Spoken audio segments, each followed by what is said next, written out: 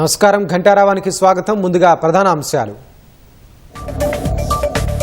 November 4 నుంచి SIR రెండో దశ. 12 రాష్ట్రాలు యూటీలో సమగ్ర ఓటరు సవరణకు ఈసీ ఆదేశం.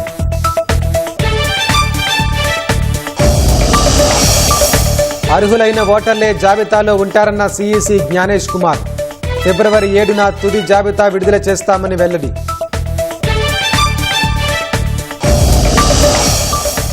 పత్తిలో తేమ శాతం 12కు మించకుండా చూసుకోవాలన్న తుమ్మల. రైతులకు మద్దతు ధర దక్కేలా ప్రయత్నాలు చేస్తున్నట్లు వెల్లడి.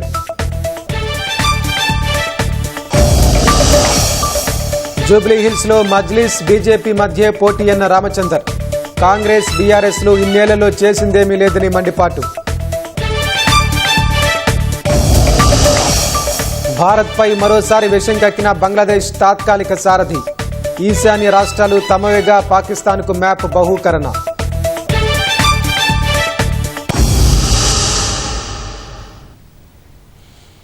ఆంధ్రప్రదేశ్ వైపు మంతా తుపాను గండం తరుముకొస్తోంది. నైరుతి ఆగ్నేయ మధ్య బంగాళాఖాతంలో కేంద్రీకృతమైన మంతా తుపాను గడిచిన 6 గంటల్లో గంటకు 17 కిలోమీటర్ల వేగంతో దూసుకొస్తోంది. విశాఖకు 560 కిలోమీటర్ల దూరంలో, కాకినాడకు 530 కిలోమీటర్ల దూరంలో పయనిస్తోంది. చెన్నైకు 480 కిలోమీటర్ల దూరంలో తుపాను కేంద్రీకృతమై ఉంది. పశ్చిమ వాయువ్యంగా కదులుతూ రేపు ఉదయానికి తీవ్ర తుపానుగా మారే అవకాశం ఉంది. రేపు రాత్రికి కాకినాడ సమీపంలో తీరం దాటే అవకాశం ఉందని వాతావరణ శాఖ అంచనా వేస్తోంది. మచిలీపట్నం, కళింగపట్నం మధ్య కాకినాడ సమీపంలో తీరం దాటే అవకాశం ఉందంటున్నారు. తీరం దాటే సమయంలో తీరం వెంబడే గంటకు 90 నుంచి 110 కిలోమీటర్ల వేగంతో ఈదురుగాలులు వీస్తాయని అధికారులు హెచ్చరిస్తున్నారు. కాకినాడ పరిసర సముద్రంలో మీటర్ ఎత్తున సముద్ర అలలు ఎగసిపడతాయని అంచనా వేస్తున్నారు. తుపాను ప్రభావంతో రేపు భారీ నుంచి అతి భారీ వర్షం, 1-2 చోట్ల అత్యంత భారీ వర్షాలు కురుస్తాయని వాతావరణ శాఖ అధికారులు సూచిస్తున్నారు. తుపాను ప్రభావం వల్ల కోస్తా జిల్లాలో ఈదురుగాలులతో కూడిన వర్షాలు కురుస్తాయి. తుపాను తీరం దగ్గరకు వచ్చే కొద్దీ మరింత ప్రభావం ఉంటుందని వాతావరణ విభాగం అధికారులు చెబుతున్నారు.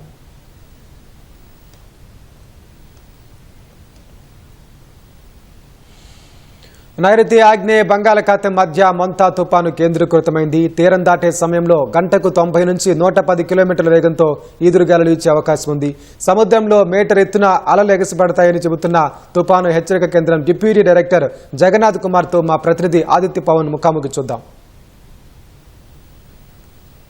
నైరుతి బంగాళాఖాతంలో మోంతా తుఫాను కొనసాగుతుంది. ఇది ఉత్తర వాయు దిశగా కదిలి పశ్చిమ మధ్య బంగాళాఖాతంలో తీవ్ర తుఫానుగా అయ్యే అవకాశం ఉంది. ఈ ప్రభావంతో 28వ తేదీ అంటే రేపు మొత్తం కోస్తాంధ్రంతా కూడా చాలా ప్రాంతాలని రెడ్ అలర్ట్ జారీ చేసింది. మరోవైపు ఈరోజు తీరం వెంబడి గంటకు 50 కిలోమీటర్ వేగంతో బలమైన ఈదురుగాలులు వీస్తుంటే రేపు ఈ ప్రభావం మరింత పెరిగే అవకాశం ఉందని విశాఖపట్నం వాతావరణ కేంద్రం అధికారి జగన్నాథ్ కుమార్ చెప్తున్నారు. ప్రస్తుతం మనతో జగన్నాథ్ కుమార్ ఉన్నారు, వారితో మాట్లాడదాం. ఎలా ఉంది ప్రస్తుతం తుఫాన్, ఎక్కడుంది, ఇది ఎక్కడ తీరం దాటే అవకాశం ఉంది? ఇప్పుడు నిన్న సాయంత్రం మోంతా తీవ్ర వాయుగుండం నిన్న రాత్రికి మోంతా సైక్లోన్ లేదా తుఫానుగా పరిణామం చెందింది. ఇది ప్రస్తుతం నైరుతి బంగాళాఖాతం, దానికి ఆనుకుని ఉన్న పశ్చిమ మధ్య బంగాళాఖాతం మరియు ఆగ్నేయ బంగాళాఖాత పరిసర ప్రాంతాల్లో మోంతా తుఫానుగా కొనసాగుతుంది. రాబోయే 24 గంటల్లో అది అనగా రేపటికి తీవ్ర తుఫానుగా మారే అవకాశం ఉంది. అది పశ్చిమ మధ్య బంగాళాఖాతానికి వచ్చే అవకాశం ఉంది. తదుపరి ఉత్తర వాయువ్య దిశలోనే పయనించి ఆంధ్ర కోస్తా తీరంలో కళింగపట్నానికి మచిలీపట్నంకి మధ్యలో ఉన్న కాకినాడ పరిసర ప్రాంతాల్లో తీవ్ర తుఫానుగానే తీరాన్ని తాకే అవకాశం ఉంది. తీరాన్ని తాకే సమయంలో గాలులు, బలమైన గాలులు 90 నుంచి 100 కిలోమీటర్లు, గరిష్టంగా 110 కిలోమీటర్ల వరకు ఉండే అవకాశం ఉంది. దీని ప్రభావం వల్ల రాష్ట్రంలో ఈ 3 రోజులు కూడా కోస్తా జిల్లాలపై అత్యధిక ప్రాంతాలలో తేలికపాటి నుంచి మోస్తరు వర్షాలు ఉండే అవకాశం ఉంది. 3 రోజులు కూడా 1-2 ప్రాంతాల్లో అత్యంత భారీ వర్షాలు, కొన్ని ప్రాంతాల్లో భారీ నుంచి అతి భారీ వర్షాలు ఉండే అవకాశం ఉంది. అతి ముఖ్యంగా ఇక్కడ చూపించిన విధంగా విజయనగరం నుంచి పొట్టి శ్రీరాములు వరకు ఉన్న తూర్పు కోస్తా తీరంలో మీకు కొన్ని ప్రాంతాల్లో తేలికపాటి నుంచి మోస్తరు వర్షాలు, కొన్ని ప్రాంతాల్లో భారీ నుంచి అతి భారీ వర్షాలతో పాటు 1-2 చోట్ల అత్యంత భారీ వర్షాలు ఉండే అవకాశం ఉన్నందువల్ల ఈ జిల్లాలకు రెడ్ వార్నింగ్ ఇచ్చాము. శ్రీకాకుళం, పార్వతీపురం మన్యం, అల్లూరి సీతారామరాజు, తూర్పుగోదావరి, ఏలూరు, ఎన్టీఆర్, పల్నాడు, తిరుపతితో పాటుగా చిత్తూరు, అన్నమయ్య, కడప, నంద్యాలలో 1-2 చోట్ల భారీ నుంచి అతి భారీ వర్షానికి అవకాశం ఉంది. పశ్చిమ రాయలసీమలో భారీ వర్షానికి ఆస్కారం ఉన్నది. ఇక రెండవ రోజు శ్రీకాకుళం నుంచి ప్రకాశం వరకు ఉన్న అన్ని జిల్లాలలో అత్యంత భారీ వర్షపాతం 1-2 చోట్ల, భారీ నుంచి భారీ కొన్ని ప్రాంతాలలో ఉండే అవకాశం ఉంది. పొట్టి శ్రీరాములు, నెల్లూరు, తిరుపతి, అన్నమయ్య, కడప, నంద్యాలలో భారీ నుంచి అతి భారీ, పశ్చిమ రాయలసీమతో పాటుగా చిత్తూరులో 1-2 చోట్ల భారీ వర్షపాతం పడే అవకాశం రెండవ రోజునున్నది. మూడవ రోజున కొన్ని ప్రాంతాలు, ముఖ్యంగా ఉత్తర కొనను అంటే శ్రీకాకుళం, పార్వతీపురం మన్యం, విజయనగరం జిల్లాల్లో అత్యంత భారీ, మరియు పశ్చిమ గోదావరి, ఏలూరు, కృష్ణా, ఎన్టీఆర్, గుంటూరులో కూడా అత్యంత భారీ వర్షపాతాలు ఉండే అవకాశం ఉంది. ఇక మధ్య జిల్లాలు విశాఖపట్నం, అనకాపల్లి, కాకినాడ, కోనసీమ, తూర్పుగోదావరి, అల్లూరి సీతారామరాజు, బాపట్ల, పల్నాడు, ప్రకాశంలో 1-2 చోట్ల భారీ నుంచి అతి భారీ మూడవ రోజున ఉంది. పొట్టి శ్రీరాములు, నెల్లూరుతో పాటుగా కడప, నంద్యాల, కర్నూలులో 1-2 చోట్ల భారీ వర్షానికి ఆస్కారం ఉన్నందువల్ల అవి ఎల్లో వార్నింగ్ ఇచ్చాము. 30వ తేదీన ఈ కొనలో ఉన్న 3 జిల్లాలకు మాత్రమే ఎల్లో వార్నింగు ఇచ్చాము. ఇక కోస్తా తీరం వెంబడి తీరం ఆవుల గాలుల యొక్క ప్రభావం ఎక్కువగా ఉండే అవకాశం ఉంది. ఈరోజు 45 నుంచి 55, గరిష్టంగా 65 కిలోమీటర్ల వేగంతోనూ, రేపు ఉదయానికి 60 నుంచి 70, గరిష్టంగా 80 కిలోమీటర్లు, సాయంత్రానికి వచ్చేసరికి రేపు 90 నుంచి 100, గరిష్టంగా 110 కిలోమీటర్ల వేగంతోనూ ఈదురుగాలు వీచే అవకాశం ఉంది. కాబట్టి ఈ 3 రోజులు కూడా అటువంటి పరిస్థితి ఉన్నందువల్ల మత్స్యకారులు వేటకు వెళ్ళవద్దని హెచ్చరికలు జారీ చేయడం జరిగింది. ఇది కాకినాడ తీరాన్ని తాకే సమయంలో ఫ్లాష్ ఫ్లడ్ యొక్క warning approximately 1 metre from the astronomical tide ఉండే అవకాశం ఉంది. ఇది ఆస్ట్రనామికల్ టైడ్ మీద ఎక్కువగా ఉప్పెన 1 మీటర్ వరకు ఉంటుందని సూచించే ఇక రాష్ట్రంలో ఉన్న కొన్ని ప్రాంతాలలో మేము ఈ నౌకాస్టింగ్ వార్నింగ్ ద్వారా కూడా నిరంతరం జరిగే మార్పుల్ని తెలియజేయడం జరుగుతుంది. ఇది ముఖ్యంగా రేపు తీవ్ర తుఫాను అయ్యే అవకాశం ఉంది. కలిగిపట్నం, మచిలీపట్నం మధ్య కాకినాడ సమీపంలో తీరం దాటే అవకాశం ఉందని విశాఖ వాతావరణ కేంద్రం అధికారి జగన్నాథ్ కుమార్ చెప్తున్నారు. అయితే తీరం దాటే సమయంలో 1 మీటర్ ఎత్తు ఎగసిపడే అవకాశం ఉంది సముద్రాలు. కాబట్టి ఆ ప్రాంతంలో 20 సెంటీమీటర్లు మించిన వర్షపాతం పడే అవకాశం ఉందని స్పష్టం చేస్తున్నారు. కెమెరా పర్సన్ ఏ శ్రీనివాస్తో ఆదిత్య పవన్, విశాఖపట్నం. మంతా తుపాను ప్రభావంతో రాష్ట్రంలో ఉరుములు, మెరుపులు, ఈదురుగాలులతో కూడి భారీ నుంచి అతి భారీ వర్షాలు కురుస్తాయని హైదరాబాద్ వాతావరణ కేంద్రం ప్రకటించింది. ఆ ప్రభావంతో రానున్న 3 రోజులు ఆయా జిల్లాలో భారీ వర్షాలు కురిసే అవకాశం ఉంది. వాతావరణ శాఖ ఏ జిల్లాలకు ఎలాంటి హెచ్చరికలు జారీ చేసిందనే అంశాలను మా ప్రతినిధి జ్యోతికిరణ్ అందిస్తారు.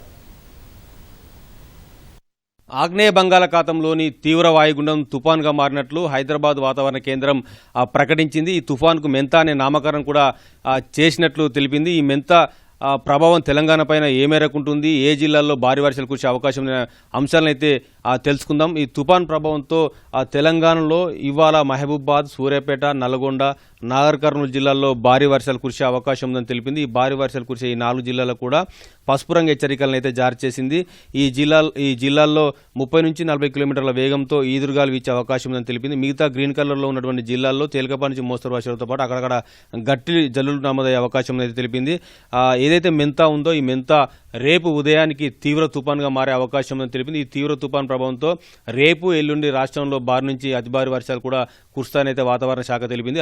అయితే రేపు ఏ జిల్లాల్లో భారీ నుంచి అతి భారీ వర్షాలు కురుస్తాయనే అంశాలను తెలుసుకున్నట్లయితే పెద్దపల్లి, జయశంకర్, భూపాలపల్లి, ములుగు ఈ 3 జిల్లాల్లో అతి భారీ వర్షాలు కురిసే అవకాశం ఉందని తెలిపింది. ఈ 3 జిల్లాలకు మొత్తంగానైతే ఆరెంజ్ హెచ్చరికలను అయితే జారీ చేసింది. నిర్మల్, నిజామాబాద్, కామారెడ్డి, మెదక్, సంగారెడ్డి, వికారాబాద్, యాదాద్రి, భువనగిరి, హన్మకొండ, వరంగల్, మహబాద్, భద్రాద్రి కొత్తగూడెం, ఖమ్మం, సూర్యాపేట, నల్గొండ, నాగర్ కర్నూలు ఈ జిల్లాలకు పసుపు రంగు హెచ్చరికలను జారీ చేసింది. ఈ జిల్లాల్లో భారీ వర్షాలు కురిసే అవకాశం ఉంది. ఈ భారీ వర్షాలు కురిసే జిల్లాల్లో 30 నుంచి 40 కిలోమీటర్ల వేగంతో ఈదురుగాలు వీచే అవకాశం ఉంది. ఏదైతే ఆరెంజ్ కలర్ ఉన్నటువంటి జిల్లాల్లో 40 నుంచి 50 కిలోమీటర్ల వేగంతో ఈదురుగాలు వీచే అవకాశం అయితే తెలిపింది. అయితే ఎల్లుండి చూసుకున్నట్లయితే ఎల్లుండి ఆదిలాబాద్, కొమరంభీం, ఆసిఫాబాద్, జయశంకర్, భూపాలపల్లి, ములుగు ఈ 4 జిల్లాల్లో అతి భారీ వర్షాలు కురిసే అవకాశం తెలిపింది. అతి భారీ వర్షాలు కురిసే ఈ 4 జిల్లాలకు కూడా ఆరెంజ్ హెచ్చరికలను జారీ చేసింది. నిర్మల్, మంచిర్యాల, మహబాద్, భద్రాద్రి కొత్తగూడెం ఈ 4 జిల్లాల్లో భారీ వర్షాలు కురిసే అవకాశం తెలిపింది. ఈ భారీ వర్షాలు కురిసే ఈ జిల్లాలకు పసుపు రంగు హెచ్చరికలను అయితే జారీ చేసింది. మొత్తంగానైతే ఈ 3 రోజుల పాటు రాష్ట్రంలో ఉరుములు, మెరుపులు, ఈదురుగాలులతో కూడినటువంటి వర్షాలు అయితే కురుస్తాయని తెలిపింది. అయితే ఏదైతే తీవ్ర తుఫాన్గా రేపు ఉదయం దాల్చిన తర్వాత రేపు కాకినాడ సమీపంలో తీరాన్ని దాటే అవకాశం ఉందని అయితే వాతావరణ శాఖ అయితే తెలుపుతుంది. కెమెరా పర్సన్ కేవీ రావుతో జ్యోతి కిరణ్, ఈటీవీ న్యూస్, హైదరాబాద్. దేశంలో 2వ విడత సమగ్ర ఓటర్ల జాబితా సవరణ ఎస్ఐఆర్ను నవంబర్ 4 నుంచి చేపట్టనున్నట్లు కేంద్ర ఎన్నికల సంఘం ప్రకటించింది. మొత్తం 12 రాష్ట్రాల్లో 2వ విడత ఎస్ఐఆర్ చేపడతామని కేంద్ర ఎన్నికల ప్రధాన కమిషనర్ జ్ఞానేష్ కుమార్ వెల్లడించారు. ఉత్తరప్రదేశ్, పశ్చిమ బెంగాల్, రాజస్థాన్, కేరళ, మధ్యప్రదేశ్, తమిళనాడు, ఛత్తీస్గఢ్, గోవా, గుజరాత్, పుదుచ్చేరి, అండమాన్, లక్షద్వీప్లో ఎస్ఐఆర్ నిర్వహించనున్నట్లు ఆయన వివరించారు. డిసెంబర్ 9న ముసాయిదా ఎస్ఐఆర్ జాబితాను విడుదల చేయనున్నట్లు వెల్లడించారు. వచ్చే ఏడాది ఫిబ్రవరి 7న తుది ఓటర్ల జాబితా ప్రకటిస్తామని వివరించారు. దేశంలో ఇప్పటి వరకు 8 సార్లు సమగ్ర ఓటర్ల జాబితా సవరణ జరిగిందన్న ఆయన గత 20 ఏళ్ల నుంచి ఇప్పటి వరకు ఒక్కసారి కూడా జరగలేదని గుర్తు చేశారు. ఈ సందర్భంగా ఎస్ఐఆర్ ఆవశ్యకతను సిఈసి వివరించారు. स्पेशल इंटेंसिव रिवीजन इस देश में चुनाव आयोग ने कराया है और आखिरी इंटेंसिव रिवीजन लगभग 21 साल पहले 2002 से लेकर 2004 की मियाद में पूरा किया गया था. इस लंबे दौर में 2 दशकों से भी अधिक लंबे दौर में मतदाता सूची में कई परिवर्तन आवश्यक हो जाते हैं, जैसे कि भारत की विकास गाथा के साथ साथ लोगों का माइग्रेशन के साथ साथ कई बार उनका वोट पुरानी जगह भी बना रह जाता है और नई जगह भी बन जाता है. अर्थात एक से जगह ज्यादा रजिस्टर होने वाले वोटर्स, कई बार किसी की डेथ होने के बाद भी उसका नाम न हटाया जाना या गलती से किसी भी विदेशी नागरिक का नाम मतदाता सूची में आ जाना, इन चारों कारणों की वजह से चुनाव आयोग ने निर्णय लिया कि पूरे देश में चरणबद्ध तरीके से एसआईआर कराया जाए.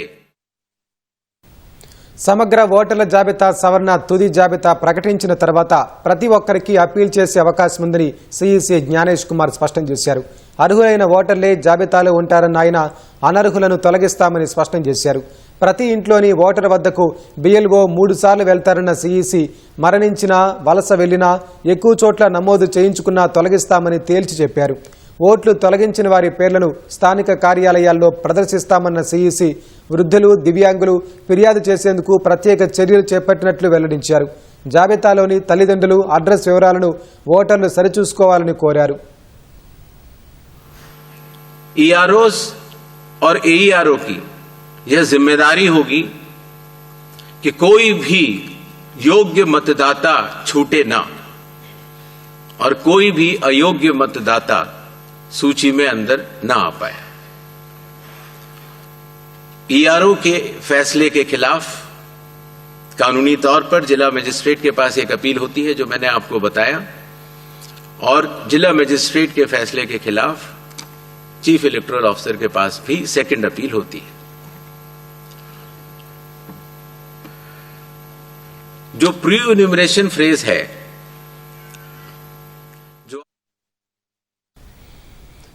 పంటల కొనుగోళ్లపై కలెక్టర్లతో సమీక్ష అనంతరం మంత్రులు ఉత్తమ్ కుమార్ రెడ్డి, తుమ్మల నాగేశ్వరరావు మీడియాతో మాట్లాడారు. ఇప్పుడు చూద్దాం. అవకాశం ఉంది. కాకినాడ అదేవిధంగా మచిలీపట్నం మధ్యలో తీరం దాటుద్దని చెప్తున్నారు. రేపు సాయంత్రానికల్లా 100-120 కిలోమీటర్ల స్పీడ్లో తీరాన్ని తాకినప్పుడు తెలంగాణ జిల్లాలకు కూడా వర్షపాతం ఉంటుంది అని చెప్పి మనకి ఇండికేషన్ ఉంది. కాబట్టి వరి కోతలు, అదేవిధంగా పత్తి, మొక్కజొన్న అన్ని పంటలు కూడా హార్వెస్ట్ చేసే టైం కాబట్టి రైతులకి అదేవిధంగా అధికార యంత్రాంగాన్ని అలర్ట్ చేయడం కోసం గౌరవ మంత్రి గారు ఉత్తమ్ గారు, సిఎస్ గారు, అదేవిధంగా కమిషనర్ సివిల్ సప్లైస్ అందరం కలెక్టర్లకి అలర్ట్ చేయటమే కాకుండా రైతులకు కూడా సూచనలు. ఎందుకంటే కష్టపడి పండించినటువంటి పంట నోటికాడికి వచ్చి తడిసిపోతే ఎంత బాధ ఉంటుందో మాకు కూడా తెలుసు. కాబట్టి దయచేసి తొందరపడకుండా 2-3 రోజులు కోతలు గాని పత్తి తీతలు గాని వీటిని కొంత మీరు నిలవరించుకుంటే 2-3 రోజులు ఓపిక చేస్తే చేను మీద అయితే త్వరగా మళ్లీ ఎండేదానికి అవకాశం ఉంది, పంట మీకు చేతికి వచ్చేదానికి అవకాశం ఉంది. కాబట్టి కంగారు పడి మీరు హార్వెస్ట్ చేస్తే రోడ్ల మీద పోసినా ఓపెన్ ప్లేస్ లో పోసినా వర్షానికి మీరు ఎంతైనా సరే తడవకుండా చూసుకోలేరు. తడిసిన పంట కొనేదానికి సిసిఐ గాని అదేవిధంగా ఎఫ్సిఐ గాని ఎవరు కూడా ముందుకొచ్చే పరిస్థితి లేదు. కాబట్టి నామ్స్ ప్రకారంగా మీరు తేమ శాతాన్ని జాగ్రత్తగా చూసుకోకుండా కంగారు పడి మీరు పంటలు కోస్తే నష్టపోతారని చెప్పి రైతులందరికీ చెప్పమని చెప్పాం. జిల్లా కలెక్టర్లకి అదేవిధంగా మార్కెటింగ్ అధికారులకి సివిల్ సప్లైస్ అధికారులు అందరూ కూడా అలర్ట్గా ఉండి మార్కెట్కి వచ్చిన ధాన్యాన్ని ఇమ్మీడియట్ గా కాటాలేసి ట్రాన్స్పోర్ట్ చేసి గోడౌన్లకు చేర్చమని చెప్పాం. అదేవిధంగా ఉన్నదాన్ని టార్పాలిన్స్ తోటి ప్రొటెక్ట్ చేయమని చెప్పాం. రైతులు అదేవిధంగా అధికార యంత్రాంగం సమన్వయంతో మీ యొక్క పంటను కాపాడుకోవాలి, లేకపోతే ఎక్కువ రైతులకు నష్టం జరుగుద్ది.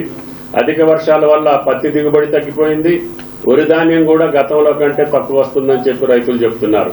కాబట్టి పండించిన పంట అయినా సరే సక్రమంగా సరైన ధరకు అమ్ముకోవాలనంటే మీరు తేమ శాతాన్ని జాగ్రత్తగా చూసుకోవాలి. కాబట్టి దయచేసి రైతాంగం ముందుకు రావాలి, వాళ్ళు కూడా అర్థం చేసుకోవాలి. అదేవిధంగా అధికార యంత్రాంగం అన్ని డిపార్ట్మెంట్ల సమన్వయంతో దీన్ని సక్సెస్ఫుల్ గా మన రాష్ట్రం ఇంత పెద్ద ఎత్తున ప్రొక్యూర్మెంట్ చేసేటటువంటి రాష్ట్రం భారతదేశంలో ఒక తెలంగాణ రాష్ట్రమే. కాబట్టి దయచేసి రైతాంగాన్ని కాపాడే దాంట్లో రైతులు వాళ్ళ పంట కాపాడుకునే దాంట్లో ఉండాలని చెప్పి సిఎస్ గారు కలెక్టర్లకు అందరికీ చెప్పాం. అదేవిధంగా అన్ని డిపార్ట్మెంట్ల అధికారులను అలర్ట్ చేశాం. ఆ మార్కెట్ లో కావాల్సినటువంటి ఎక్విప్మెంట్ అంతటినీ కూడా సరఫరా చేశాం. కాబట్టి దయచేసి రైతులు సహనంతో ఉండాలి, అధికారులు ప్రతినిత్యం జాగరూకతతో ఉండి రైతాంగాన్ని కాపాడాలని చెప్పి విజ్ఞప్తి. అదేవిధంగా కేంద్ర మంత్రి గారితో కూడా మాట్లాడాము. పత్తికి సంబంధించినటువంటి తేమ శాతం 8 to 12% ఉండాలని కండిషన్ పెట్టారు. దాన్ని కూడా ఎగ్జామ్షన్ ఇవ్వండి, కనీసం 17-18% కి రిలాక్సేషన్ ఇవ్వమని చెప్పి అడిగాం. ఆయన గారు వాళ్ళతో కేబినెట్ లో డిస్కస్ చేసి మేము నిర్ణయం తీసుకుంటామని చెప్పారు. అదేవిధంగా మేజ్ కి సంబంధించి, సోయాకి సంబంధించి గ్రీన్ గ్రామ్, రెడ్ గ్రామ్ పంటలు కూడా కేంద్రం కేవలం 25% కొనుగోలు చేస్తుంది. మన దగ్గర మేజ్ అసలు కొనట్లేదు. మనకి అత్యంత ప్రధానమైనటువంటి పంట ప్యాడీ తర్వాత కాటన్ తర్వాత మేజ్. కాబట్టి కేంద్రాన్ని రిక్వెస్ట్ చేశాం, డిమాండ్ కూడా చేస్తున్నా, మేజ్ కూడా మీరు కొనుగోలు చేయాల్సినటువంటి అవసరం ఉంది. కాబట్టి రేపటి నుంచి సోయాను కూడా కొనుగోలు చేయాలి. కేంద్ర ప్రభుత్వం సహకరించకపోయినా రైతాంగం కోసం ఒక తెలంగాణ రాష్ట్రంలోనే అన్ని పంటలు ఎంఎస్పీ కొనేటటువంటి ఏకైక రాష్ట్రం తెలంగాణ ప్రభుత్వం. కాబట్టి రైతులు కూడా దాన్ని గమనించి పక్క రాష్ట్రాల నుంచి మన రాష్ట్రంలోకి రాకుండా మన రైతుల యొక్క పంటల్ని జిల్లా యంత్రాంగం జాగ్రత్తగా జాగరూకతతో కొనుగోలు చేయాలని చెప్పి విజ్ఞప్తి. Thank you sir. మీరు మాట్లాడరా?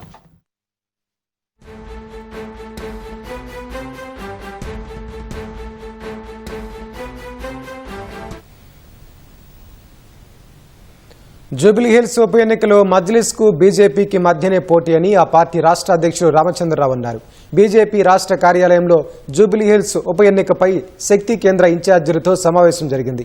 రామచంద్రరావు అధ్యక్షతన జరిగిన సమావేశానికి కేంద్ర మంత్రి కిషన్ రెడ్డి ముఖ్య అతిథిగా హాజరయ్యారు. ప్రచార సరళిని శక్తి కేంద్రాల ఇన్ఛార్జీలను అడిగి తెలుసుకున్నారు. అనంతరం ఏర్పాటు చేసిన మీడియా సమావేశంలో మాట్లాడిన రామచంద్రరావు కొమరం భీం తెగలకే కాకుండా దేశంలోని యువతకు ఆదర్శంగా నిలిచారని కొనియాడారు. మన్ కీ బాత్లో ప్రధానమంత్రి నరేంద్ర మోదీ కొమరం భీంపై ప్రసంగించడం పట్ల రాష్ట్ర ప్రజల తరపున ధన్యవాదాలు తెలిపారు. బీజేపీ రాష్ట్ర కార్యాలయంలో కొమరం భీం వర్ధంతి కార్యక్రమంలో రామచంద్రరావు పాల్గొన్నారు. రాష్ట్రంలో రైతుల పరిస్థితి రోజురోజుకు దిగజారిపోతోందని ఆవేదన వ్యక్తం చేశారు. బీఆర్ఎస్ ప్రభుత్వం రైతులకు బేడీలు వేస్తే కాంగ్రెస్ ప్రభుత్వం పోలీసుల కాళ్లు పట్టుకునే దుస్థితికి తీసుకొచ్చిందని ఆగ్రహం వ్యక్తం చేశారు. రాష్ట్రంలో గన్ కల్చర్ పెరుగుతుందన్న రామచంద్రరావు సాధారణ వ్యక్తికే కాదు పోలీసులకే రక్షణ లేకుండా పోయిందన్నారు. డీసీపీ ఎవరి మీద అయితే ఫైర్ చేశాడో అతను చూడటానికి వెళ్ళాడు ఎమ్మెల్యే. కేవలం అసదుద్దీన్ ఓవైసీ అక్బరుద్దీన్ ఓవైసీ డైరెక్షన్ మీద ఎమ్మెల్యే డీసీపీని కలవలే. డీసీపీ కూడా దెబ్బ లేకున్నాడు లోపల కేఆర్ హాస్పిటల్. వారి మీద 22 కేసులు ఉన్నాయి. జూబ్లీస్ లో రేపు కాంగ్రెస్ పార్టీని గెలిపిస్తే ఇక్కడ రాష్ట్రంలో వాళ్ళ 6 గ్యారంటీలు ఏం చేయలేకపోయారు. కానీ వీళ్ళు జూబ్లీస్ లో గెలిస్తే వాళ్ళ 6 గ్యారంటీలు మేనిఫెస్టో ఇది. మొట్టమొదటిది జంట నగరాల్లోని రౌడీ షీటులకు కేసులు ఎత్తివేత, ఫస్ట్ గ్యారంటీ. సెకండ్ గ్యారంటీ వసూళ్లకు, హప్తా వసూళ్లకు, రౌడీ షీటులకు ప్రత్యేక లైసెన్స్ జారీ, ఇది ఒకటి వాళ్ళ సెకండ్ గ్యారంటీ. తర్వాత బెదిరింపులు దౌర్జన్యాలపై కేసులు నమోదు లేవు ఇక్కడి నుంచి. తర్వాత మన వయసు పైబడిన రౌడీ షీటర్లకు నెలకు 50,000, ఇది వాళ్ళ మేనిఫెస్టో అవుతాయి. రౌడీ షీటర్ల ప్రత్యేక కార్పొరేషన్ ఏర్పాటు, ఇవి వాళ్ళకైతే ఇవన్నీ కూడా. అదేవిధంగా భూ కబ్జాలకు, సెటిల్మెంట్లకు ప్రత్యేకమైనటువంటి ఒక లైసెన్స్ జారీ, ఇది మొత్తం కాంగ్రెస్ మేనిఫెస్టో. ఒకవైపు law and order gun culture పెరుగుతూ ఉంటే మీరు అక్కడ ఎంఐఎంతో కలిసి ఈరోజు శాంతి భద్రతలు కూడా మొత్తం దెబ్బతీసే ప్రయత్నం చేస్తున్నారు. 10 ఏళ్ల అధికారంలో ఉన్న బీఆర్ఎస్ నాయకులు అధికార దుర్వినియోగం చేసి అక్రమంగా ఆస్తులు కూడబెట్టారని భువనగిరి ఎంపీ చామల కిరణ్ కుమార్ రెడ్డి, ఎమ్మెల్యే బీర్ల ఐలయ్య ఆరోపించారు. ప్రజా సొమ్ము దోచుకుని అధికార దుర్వినియోగం చేసిన బీఆర్ఎస్ నేతలపై చట్టపరమైన చర్యలు తీసుకోవాలని యాదగిరిగుట్ట పోలీస్ స్టేషన్లో ఫిర్యాదు చేశారు. ఎమ్మెల్సీ కవిత సాక్షాత్తు వారి కుటుంబ సభ్యులపై ఆరోపణలు చేశారని, వాటిని సుమోటోగా తీసుకుని వారిపై చర్యలు తీసుకోవాలని ఫిర్యాదులో కోరారు. రాజకీయ నాయకులు ఇష్టానుసారంగా పదవిని దుర్వినియోగం చేసి కోట్ల రూపాయలు దండుకొని బినామీ ఆస్తులలో పెట్టినప్పుడు భారతదేశంలో ఉన్నటువంటి సమాజానికి నష్టం జరుగుతుంది అన్న ఉద్దేశంతో బిఎన్ఎన్ఎస్ యాక్ట్ 173 ప్రకారం యాదాద్రి పోలీస్ స్టేషన్లో కవిత గారు వాళ్ళ కుటుంబ సభ్యురాలైనటువంటి కవిత, అంటే 5 ఎవరైతే ఇల్లు నిధులు నియామకాల నినాదంలో నియామకాలు అంటే ప్రతి కుటుంబానికి ఉద్యోగం ఇస్తా అని చెప్పిన కేసీఆర్ కేవలం వాళ్ళ కుటుంబంలో ఉన్నటువంటి మొత్తం 5 సభ్యులకు ఇవాళ ఉద్యోగాలు ఇచ్చినటువంటి పరిస్థితి. MLC, MLA, Rajya Sabha, Lok Sabha, irrigation minister, deputy chief minister, finance minister అన్ని వాళ్ళే తీసుకుర్రా 10 ఏళ్లలో. మహిళా అధికారులను మంత్రులు ఇంటికి పిలిచి సమీక్ష చేస్తూ ఇబ్బంది పెట్టడం సరైంది కాదని ఎమ్మెల్యే సునీత లక్ష్మారెడ్డి అన్నారు. ఈ అంశంపై విచారణ జరపాలని ఆటోలో ర్యాలీగా వెళ్లి మహిళా కమిషన్కు బీఆర్ఎస్ మహిళా నేతలతో కలిసి సునీత లక్ష్మారెడ్డి ఫిర్యాదు చేశారు. మహిళా అధికారులను, నేతలను అగౌరవపరచడమే ఇందిరమ్మ రాజ్యమా అని ప్రశ్నించారు. గత ప్రభుత్వంలో మహిళా అధికారులు ఎంతో స్వతంత్రంగా పనిచేశారన్న ఆమె కాంగ్రెస్ పార్టీ వారి హక్కులకు భంగం కలిగించేలా వ్యవహరిస్తోందని మండిపడ్డారు. జూబిలీహిల్స్ ఉప ఎన్నికల్లో కాంగ్రెస్కు ప్రజలు ఓటుతో బుద్ధి చెబుతున్నారని వెల్లడించారు. మహిళా అధికారులను మంత్రులు వాళ్ళ ఇంటికి పిలిపించుకొని మరి రివ్యూస్ చేస్తున్నారన్నటువంటి ఒక వార్తలో ప్రచురింపబడినటువంటి విషయాన్ని మరి మహిళా కమిషన్ దృష్టికి తీసుకొని రావడం జరిగింది.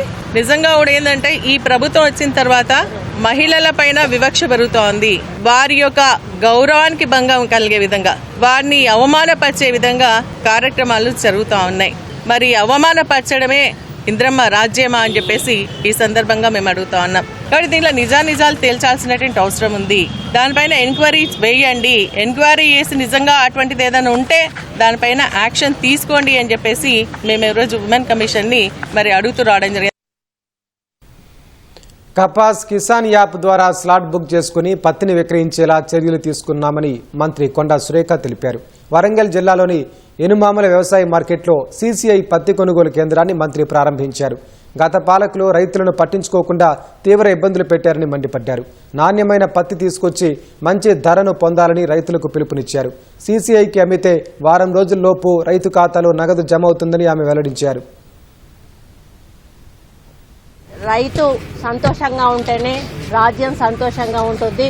రైతు ఎక్కడైతే ఏడుస్తాడో ఆ రాజ్యం ఎప్పుడు కూడా సంతోషంగా ఉండదు.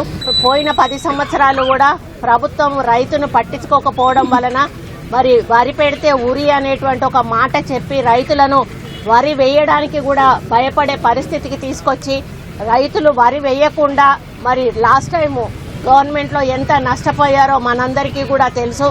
కానీ మళ్ళీ రేవంత్ అన్న రాజ్యం వచ్చిన తర్వాత అన్ని కూడా వాళ్లకు గిట్టుబాటు ధర, మీరు సన్నాలు వేయండి, సన్నాలు ఇస్తే బోనస్ ఇస్తామని చెప్పి ఈరోజు సన్న వడ్లు వేసి వాళ్ళకి 500 బోనస్ ఇస్తే ఈరోజు మొత్తం ప్రపంచంలోనే హైయెస్ట్ ప్యాడీ మరి ఎక్స్పోర్ట్ చేసిన అదేదన్నా ఉంటే అది తెలంగాణ రాష్ట్రంగా రికార్డు సాధించబడింది. మరి వడ్లు కొనుగోలు ఎంత ప్రశాంతంగా జరిగిందో మనందరికీ కూడా తెలుసు. అదే పద్ధతిలో ఈ పత్తి కొనుగోలు కూడా CCI వాళ్ళు కూడా అదే పద్ధతిలో ఎక్కడ రైతుకు ఇబ్బంది కలగకుండా కొనుగోలు కేంద్రాలను ఏర్పాటు చేసి మొత్తం చివరి గింజ అంటే చివరి పత్తి ఏదైతే కిలో పత్తి కూడా మిగలకుండా మొత్తం కొనేటువంటి బాధ్యత కూడా మరి ప్రభుత్వం వారికి అప్పచెప్పింది. వారు తప్పకుండా తీసుకోవాల్సిన బాధ్యత వాళ్ళ మీద ఉంది అని చెప్పి కూడా ఈ సందర్భంగా నేను విజ్ఞప్తి చేస్తా ఉన్నాను. బంగ్లాదేశ్ తాత్కాలిక సారథి మహమ్మద్ యూనస్ మరోసారి భారత్పై విషం కక్కారు. భారత్లోని ఈశాన్య రాష్ట్రాల విషయంలో అభ్యంతరకరమైన వైఖరిని చాటుకున్నారు. అసోం సహా ఇతర ఈశాన్య రాష్ట్రాలు బంగ్లాదేశ్లో భాగంగా చిత్రీకరించిన మ్యాప్ను పాకిస్తాన్ జనరల్కు బహూకరించారు. బంగ్లాదేశ్ తాత్కాలిక సారథిగా మహమ్మద్ యూనస్ బాధ్యతలు చేపట్టినప్పటి నుంచి భారత్తో దౌత్య సంబంధాలు దెబ్బతింటూ వచ్చాయి. తరచూ భారత్పై వివాదాస్పద వ్యాఖ్యలు చేస్తూ వచ్చిన ఆయన తాజాగా తీవ్ర అభ్యంతర వైఖరిని కనబరిచారు. భారత్ భూభాగాన్ని బంగ్లాదేశ్కు చెందినదిగా చూపిస్తూ ఉన్న వివాదాస్పద మ్యాప్ను పాకిస్తాన్ జనరల్ షంషాద్ మీర్జాకు బహూకరించారు. ఆ మ్యాప్లో భారత ఈశాన్య ప్రాంతాన్ని బంగ్లాదేశ్లో భాగంగా చిత్రీకరించారు. యూనస్ అధికారం చేపట్టినప్పటి నుంచి పాక్ బంగ్లాదేశ్ దగ్గరవుతున్నాయి. ఈ క్రమంలో Pakistan joint chiefs of staff committee chairperson general Shamshad Mirza ఇటీవల బంగ్లాదేశ్లో పర్యటించారు. ఆ సందర్భంగా పాక్ జనరల్కు యూనస్ ఆర్ట్ ఆఫ్ ట్రియంట్ పేరిట ఉన్న పుస్తకాన్ని బహూకరించారు. ఆ బుక్ కవర్ పేజీపై వక్రీకరించిన బంగ్లాదేశ్ మ్యాప్ కనిపించింది. భారత్కు చెందిన 7 ఈశాన్య రాష్ట్రాలు అందులో భాగంగా కనిపించడం నెటిజన్లను తీవ్ర ఆగ్రహానికి గురిచేసింది. భారత సార్వభౌమత్వానికి వ్యతిరేకంగా ఉన్న ఆయన చర్యలను నెటిజన్లు తీవ్రంగా ఖండించారు. భారత ఈశాన్య ప్రాంతంపై యూనస్ గతంలోనూ అక్కసు వెళ్లగక్కారు. ఈ ఏడాది చైనాలో పర్యటించిన సందర్భంగా భారత ఈశాన్య ప్రాంతంలోని 7 రాష్ట్రాలను 7 సిస్టర్స్ అంటారని, అవి బంగ్లాదేశ్తో ల్యాండ్ లాక్ అయి ఉన్నాయని తెలిపారు. ఆయా రాష్ట్రాల ప్రజలు సముద్రానికి చేరుకోవడానికి వేరే మార్గం లేదన్న యూనస్ ఈ ప్రాంతంలో సముద్రానికి తామే రక్షకులమని వ్యాఖ్యానించారు. ఈ క్రమంలో చైనా ఆర్థిక బేసును విస్తరించుకోవడానికి అనుకూలంగా ఉంటుందంటూ వివాదాస్పద వ్యాఖ్యలు చేశారు. మరోసారి బంగ్లాదేశ్, నేపాల్, ఈశాన్య రాష్ట్రాలకు సమగ్ర ఆర్థిక సమైక్యతా ప్రణాళిక అవసరమని వ్యాఖ్యలు చేశారు. ఆ వ్యాఖ్యలను అప్పట్లో భారత్ తీవ్రంగా ఖండించింది. బంగాళాఖాతంలో భారత్కు 6500 కిలోమీటర్ల పొడవైన తీర రేఖ ఉంది. భారతదేశం 5 బిమ్స్టెక్ సభ్య దేశాలతో సరిహద్దును కలిగి ఉంది. ప్రత్యేకించి భారత్లోని ఈశాన్య ప్రాంతం బిమ్స్టెక్ కనెక్టివిటీ హబ్గా వృద్ధి చెందుతోందని కేంద్రం పేర్కొంది. రోడ్లు, రైల్వేలు, జలమార్గాలు, గ్రిడ్లు, పైప్లైన్ నెట్వర్క్లతో ఈ ప్రాంతం పసిఫిక్ మహాసముద్రం వరకు అనుసంధానమవుతోందని విదేశాంగ శాఖ మంత్రి జైశంకర్ స్పష్టం చేశారు.